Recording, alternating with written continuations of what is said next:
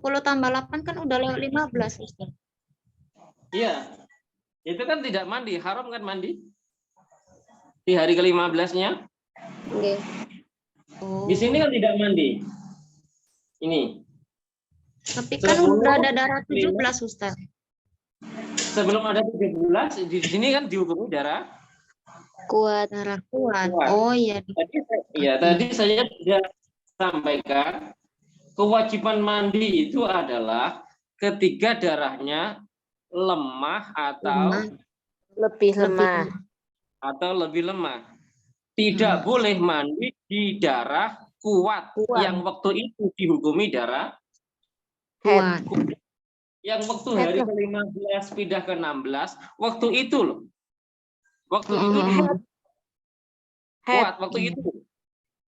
Seperti ini, 8, ini waktu itu, waktu belum ada 17, waktu ini sebelum ada 17 dihukumi darah kuat. Darah kuat, belum darah lemah, darah kuat. Sehingga tidak diperbolehkan mandi di sini karena darahnya kuat. Sehingga 8 ini semuanya tarabus. Bisa dipaham. Berbeda dengan kalau soalnya begini. 10, 8,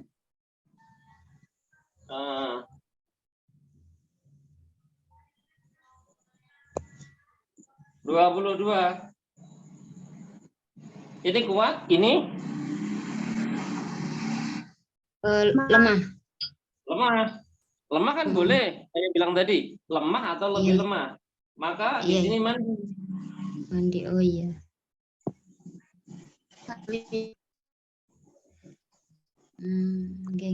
Karena kalau yang atas itu nggak tahu bakal keluar darah kuat ya gitu, Ustaz. Iya. Kita kan menghukumi step by step, hari demi hari.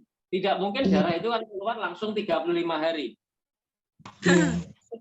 Hari Senin keluar, itu pun hanya 1 jam dulu, naik ke 2 jam, ke 3 jam, sampai 24 jam. Masuk hari berikutnya menjadi hari yang kedua, ketiga, 10 hari, masuk ke 9 hari, 11 sampai 18 hari, ke 19 hari, kan begitu aturannya.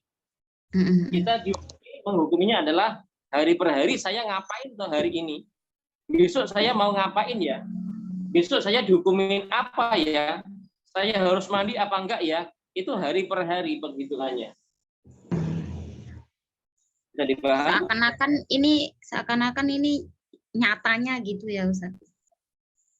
Iya, makanya bilangnya ini adalah aturan ibadah yang harus dilakukan setiap harinya. Yang kenyataannya yang akan dilakukan seperti ini. Hukumnya adalah nanti setelah selesai. Ini bakal dihukumi haid atau nanti hukumnya apa? Itu setelah melewati hari demi harinya.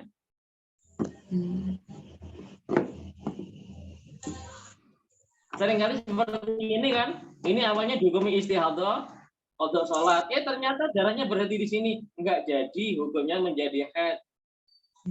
Iya. Jadi hari demi hari saya besok dihukumi apa, besok dihukumi apa lagi. Yang kemarin enggak jadi dihukumi haid yang kemarin. Hukumnya menjadi istihadah. Kalau begitu qadha sholat dong. Tapi enggak harus segera diqadha. Diqadhanya boleh nanti-nanti. Boleh ditunda mengqadhanya karena tidak ada kewajiban fauron. Fauron itu diwajibkan mengqadha dengan fauron kalau penyebabnya adalah tidak disebabkan karena udzur, tidak ada udzur. Misalkan tidak ada acara, tidak ada haid, tidak ada nifas, tidak sakit, ini cuma malas saja, kaslan, maka nanti sewaktu-waktu dia ada kesadaran, diberi hidayah, mau sholat, maka wajib segera mengqadha. Tidak boleh ditunda, harus diselesaikan semuanya. Enggak boleh zuhur di waktu zuhur, asar di waktu asar, maghrib di waktu maghrib, tidak boleh. Harus sebanyak qadhaan yang ia punya diselesaikan semuanya. Itu disebabkan karena kaselan, karena malas. Tapi kalau disebabkan awal terjadinya qadha itu disebabkan karena uzur atau masyaqqat atau darurat, maka hukumnya boleh ditunda, boleh diundur. Bisa dipaham? Nggih, insyaallah. Sama seperti ini, kodoknya boleh diundur. Ternyata belum sempat kodok, memang belum rencana rencananya masih nanti. Ternyata nggak jadi hukumnya, nggak jadi kodok. Ya kebetulan dong kalau gitu. Kebetulan belum tak kodok, kebetulan hukumnya berganti. Bisa dipaham? Nggih. Ada lagi yang ditanyakan?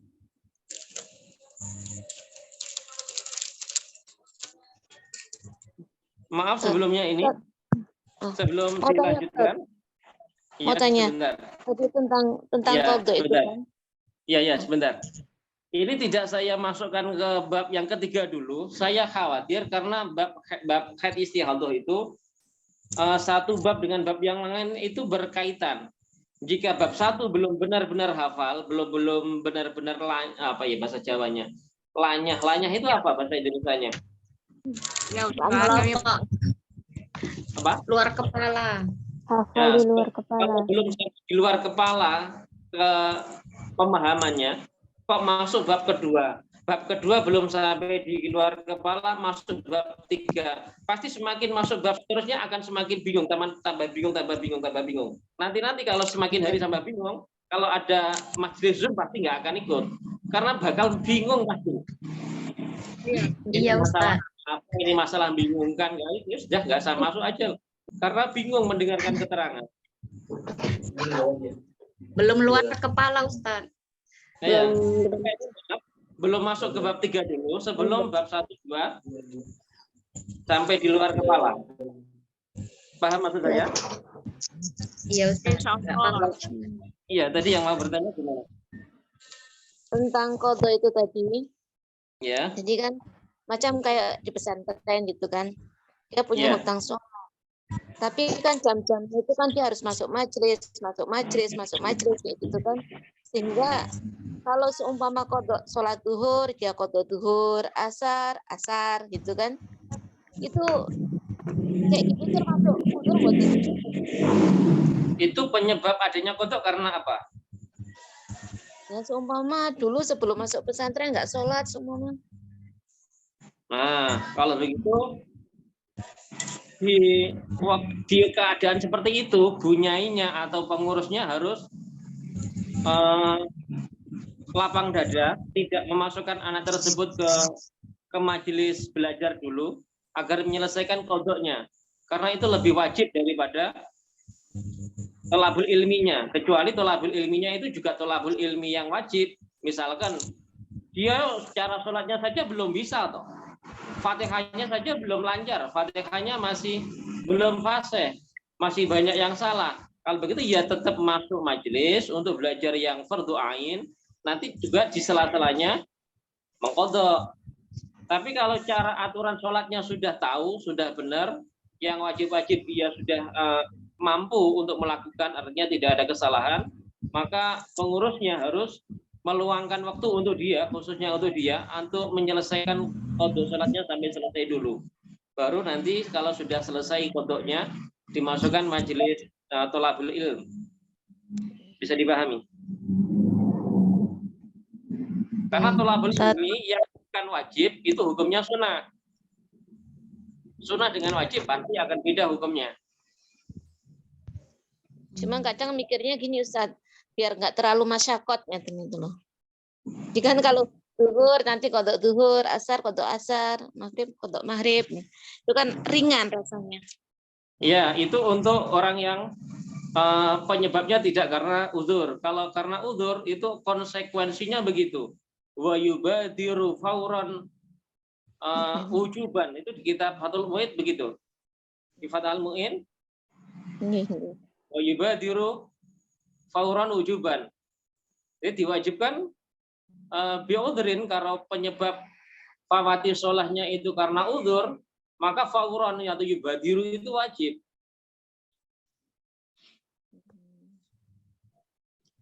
Masalahnya yang jadi perbandingan adalah tolabul ilmi yang tidak wajib, misalkan atau nahwu shorof atau kitab-kitab pembahasan yang lain, misalkan haji, umroh, maka lebih diutamakan untuk mengerjakan yang wajib tadi. Kalau penyebabnya karena bukan uzur, misalkan haid, nifas, sakit, maka itu boleh mengqadhinya zuhur di zuhur, asar di asar, sewaktu-waktu silahkan. Tidak ada paksaan harus zuhur di zuhur, asar di asar, selonggarnya. Itu kalau yang disebabkan karena uzur. Kalau tidak ada uzur, penyebabnya dulu karena malas, maka sewaktu-waktu dia tahu bahwa itu diwajibkan segera mengqadha, maka segeralah untuk mengqadha. Urusan yang lain dikesampingkan dahulu. Bisa dipaham? Insyaallah. Dia misal daripada nggak kodok, dia kan Nah, itu gampang sekali. Saya pernah ketemu orang seperti itu.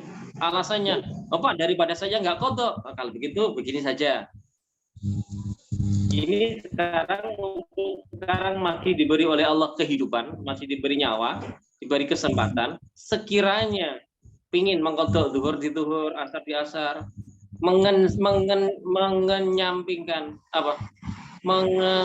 Mengesampingkan, benar bahasa saya. Mengesampingkan, ya. Mengesampingkan kewajiban tadi, udahlah, dosa-dosa enggak masalah lah. Enggak masalah, yang penting daripada enggak kodok, ya kodok dikit-dikit lah, biar enggak usah dipaksa untuk segera. Enggak usah dipaksa untuk segera. Misalkan begitu. Kemudian kita target, seumpama seminggu, 2 minggu kemudian kamu meninggal, padahal sebelumnya ada waktu, masih diberi waktu, tapi merasa pingin enak, biar zuhur, biar ringan, zuhur di zuhur, asar di asar, terus sisa dari hutang sholat yang sekian, itu nanti tidak akan bisa diganti oleh orang yang masih hidup ketika kita sudah meninggal. Itu kira-kira dalam pemikiran orang tersebut akan ada ghirah, ada keinginan untuk mengqadha, atau ya tetap biarin saja, dosa enggak masalah, atau gitu? Ya, langsung takut. Langsung takut kan kira-kira? Iya. Itu yang perlu kita targetkan kepada orang-orang yang awalnya dikarenakan malas. Itu kebanyakan, iya, kebanyakan orang yang saya temui, kemudian saya utarakan seperti itu, lah keimanan itu muncul, ketakutan itu muncul, sehingga berusaha untuk segera menyelesaikan. berarti Ustadz kalau yang belum kodok itu nggak usahlah sholat sunnah dulu, tahajud, duha gitu ya saya. Iya betul. Misalkan dulu ada orang yang awal kita mempelajari ilmu haid ini kan hukumnya berdoain.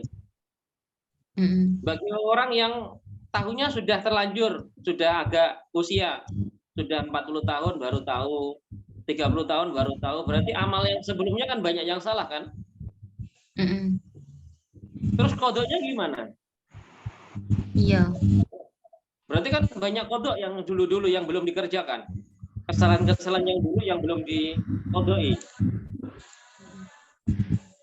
Baleghnya misalkan umur 15 tahun. Tahu ilmu ini umur 30 tahun. Berarti kan selang 15 tahunan. Menikahnya di umur berapa? Kebanyakan wanita. 25. 15 balik, 25 menikah. Berarti kalau tidak tahu aturan testing, dia hanya mengandalkan pembalut, asalkan di pembalut tidak ada darah, maka dia mandi, padahal di dalamnya masih ada darah, maka mandinya tidak sah, mandinya haram, tidak sah, sehingga sholatnya 1 bulan ke depan kan juga tidak sah, karena mandinya tidak sah. Wanita kalau masih perawan mandinya sebulan kan hanya sekali kan? Berarti kan sholatnya setelah ia mandi 1 bulan kemudian kan tidak sah. itu sampai umur dia menikah, umur 25 tahun.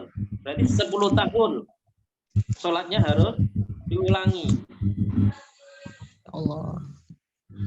10 tahun itu dipotong head nanti. Misalkan head 1 bulannya misalkan kita pakai rata-rata 7 hari. Nanti 7 hari kali 10 tahun per bulannya. 7 hari per bulan 7 hari. Nanti dalam 10 tahun berapa hari? Jadi 10 tahun dikurangi hari-hari yang dihukumi head itu. Lalu 25 tahun dia menikah. Sampai ketahuan tahu ilmu ini umur 30 tahun, berarti ada jeda 5 tahun. 5 tahun mungkin ketika dia mandi dari head karena tidak tahu ilmunya, dia masih head, masih ada darah di dalamnya, dia tidak testing, tidak melihat, dia langsung mandi. Nanti malamnya dipakai suaminya, besoknya dia mandi. Mungkin besoknya ketika setelah berhubungan masih ada, ketika istinja ada darahnya sedikit, lalu dia mandi, mandinya tetap haram karena masih ada darahnya. Besoknya dipakai suaminya lagi, mandi lagi. Di antara mandi nanti ada mandi yang benar artinya benar dalam kondisi wanita itu benar-benar suci dari haid. Kalau Kak tolong dulu ya. Nah, sehingga setelah ada mandi suci dari haid ini, setelah ia berhubungan, lalu suci dari haid, dia mandi walaupun niatnya mandi jinabat, dia tidak tahu bahwa itu juga di akhir dari haid, itu tetap bisa menghilangkan hadas keduanya. Walau niatnya cuma hadasil akbar, itu sudah cukup mencukupi. Sehingga sholat setelahnya menjadi sah. Itu kalau setelah menikah. Jadi yang jadi tanggungan itu kan sholat yang ketika masih gadis dahulu sekitar 10-an tahun, dikurangi lamanya haid. Dan sekarang ketika sudah tahu umur 30 tahun ke atas, dia wajib mengqadha sholat-sholat yang dahulu-dahulu itu, yang sekitar 10-an tahunan itu. Maka semua ibadah sunnah, sholat qobliyah, ba'diyah, sholat duha, sholat tarawih, sholat tahajud, sholat witir, sholat apapun, gantilah dengan sholat qadha. Itu lebih utama, lebih afdal, tidak ada bandingannya dibandingkan dengan sholat-sholat sunnah yang lain. Bisa dipaham? Kalau dia sholat sunat boleh nggak Ustaz? Ya. Kalau dia sholat sunat juga boleh. Karena orang tua itu kayak terbiasa gitu, kayak nggak enak kalau nggak sholat sunat gitu. Boleh nggak? Boleh. Cuman kembali lagi, biasanya orang tersebut kalau curhatnya ke saya, yang beberapa kali saya dicurhatin orang seperti itu, saya berikan target seperti yang tadi. Wah, saya ingin sholat kalau malam nggak enak rasanya kalau nggak tahajudan, nggak enak kalau malam itu tidak sholat tasbih, nggak enak kalau malam itu nggak sholat begini begitu. Udah gini Bu, misalkan Ibu masih punya foto banyak kan? Iya Ustaz. Lalu setelah sholat witir, setelah sholat tahajud, sebelum masuk subuh Ibu meninggal. Ibu lebih memilih kodoknya selesai, apa terus mengutamakan sholat sunnahnya tadi? Pasti jawabannya menyelesaikan kodok. Karena satu kodok itu diganti dengan sholat sunnah 1000 rakaat tidak akan menyamai. Lebih baik, lebih utama tetap sholat fardunya. Begitu kan dia dalam hadis? Oke, betul. Masalahnya orang tersebut biasanya tidak paham, sehingga masih bahasa saya masih ngengkel bikin sunnah dengan alasan enggak enak, enggak begini, ya karena belum paham. Setelah diberi pemahaman, biasanya hari demi hari dia melakukan sholat qadha. Ini di sini tempat saya sekarang ini masjid saya itu setelah sholat sunnah, setelah sholat fardu dan sebelum sholat fardu, setelah ada azan orang-orang berdatangan, kebanyakan ibu-ibu yang datang itu langsung sholat. Sampai kapan sholatnya? Nggak berhenti sebelum azan, sebelum qomat. Ketika ada azan mereka sama datang langsung sholat sunnah 2 rakaat, ada yang 4 rakaat. Ternyata ini bukan sholat sunnah, sholat qadha. Setelah salam berdiri lagi, berdiri lagi, salam berdiri lagi, sampai nanti ada qomat. Setelah salam, setelah zikir, sholat sunnahnya, ya qadha lagi. Qadha sampai teman-temannya sama pulang, sudah capek, ia baru pulang. Semua sholat sunnah yang ia kerjakan, ganti semuanya qadha. Masya Allah. Ustadz, Ya. Ustadz kalau apa namanya buat kayak kan mungkin orang-orang awam ada juga kan yang emang testing tuh nggak terlalu paham gitu ya, nggak tahu kok bisa ada testing kayak gitu. Itu kalau misalkan kayak gitu mungkin kalau nanya emang itu dari mana, apa ya dalilnya, mungkin itu gimana Ustadz? Dalil yang orang awam gampang paham. Orang awam itu jangan diberi dalil kitab. Baca kitab tidak paham. Dalil yang akli, yang akalnya dia paham. Akal. Ya akalnya ia bisa masuk ke akalnya dia. Ini. Ini permen. Iya. Ketika Ramadan saya Emut itu apa? Dikulo apa? Dimut, dikulo. Imut. Emut itu bahasanya apa sih? Iya. Kalau Dihisap. di Kalau kamus dihisap itu Indonesia kan bahasanya kayak ditelan. Kan cuma dimut tuh, nggak sampai ditelan. iya. Kulum aja. Dikulum. Dimut, ya dimut paham ya. Ya, paham. Puasa saya batal apa enggak? Ya enggak, Enggak. kecuali kalau ditelan. Karena apa? Karena mulut, sedalamnya mulut itu adalah anggota Luar. zahir luar. Zahir luar. Perbatasan luar sama dalam adalah tenggorokan, makhraj, Makhraj kha. Kha. makhraj ain. Oh, ain. Ain. Dalamnya ain ada hamzah, ada alif, ada ha. Hamzah, alif, ha itu dalam. Batin. Pertengahannya, perbatasannya ain. Atasnya ghain, kha dan seterusnya itu semuanya luar. Nah, ketika permen ini masih di anggota ain keluar, nggak sampai ke dalamnya ain, itu saya emut sampai kapanpun, hukumnya tetap nggak membatalkan puasa. Batalnya kapan? Ketika ini masuk. Tahunya masuk, melewati batas ain. Nah, kembali kita ibaratkan ke mulut yang lain, paham maksud saya? Nggih. Ya.